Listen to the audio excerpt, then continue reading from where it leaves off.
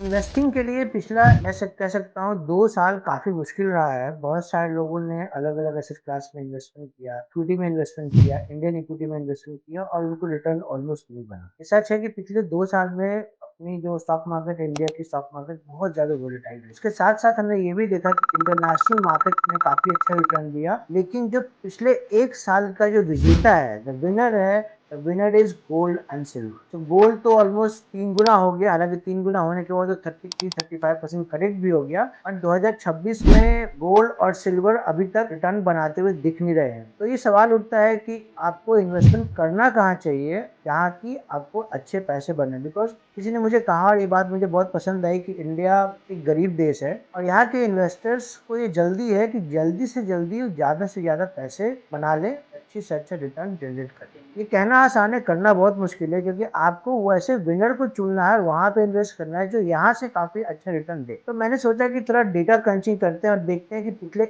1 साल के विनर्स कौन थे, लूजर्स कौन थे, और सबसे अच्छा रिटर्न किसका था और सबसे बुरा रिटर्न किसका था।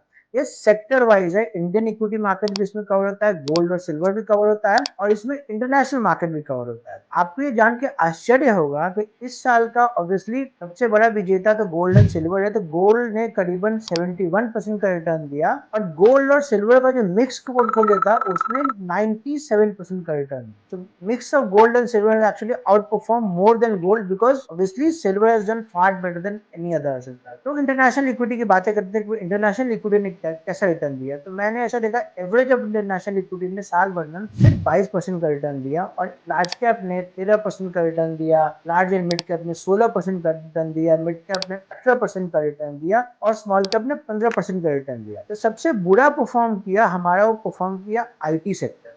और मैं पिछले 2-3 साल से आईटी पे बहुत ही ज्यादा बेयरिश हूँ। मुझे लगता नहीं है कि इंडिया का जो आईटी कंपनीज है वो बहुत अच्छा रिजल्ट दे पाएंगी, क्योंकि तो जिस तरीके से एआई में चेंज हो रहा है, एआई रैपिडली जिस तरीके से आगे बढ़ रहा है, और जो बिजनेस में इंडियन आईटी कंपनीज है, मुझे लगता है कि सबसे ज्यादा इम्पैक्ट इंडियन आईटी कंपनीज को ही होगा। और टीसीएस एक एग्जाम्पल है, जिसने लाखों लोगों की छटनी की, बहुत सारे लोगों को नौकरी से निकाल दिया, क्योंकि उनके पास ऑब्वियसली ऑर्डर कम होता चला जाए।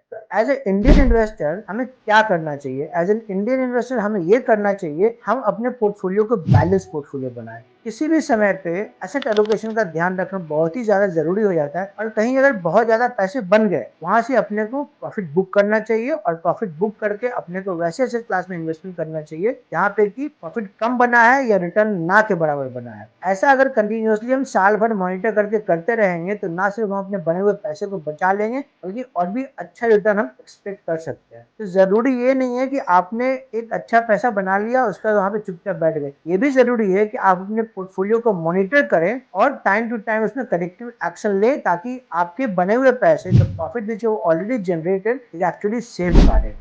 And that is where the role of MF Online comes into picture, because we have completely data centric approach in tackling portfolios and in saving them from market volatility. If you like this video, do share and subscribe. And if you want to join us, please click on the WhatsApp link and join our broadcast channel, or create an account with mfonline.co.in and be a part of us, where we will actually not just help you create wealth, but we also help you secure the wealth from market volatility. Thank you so much.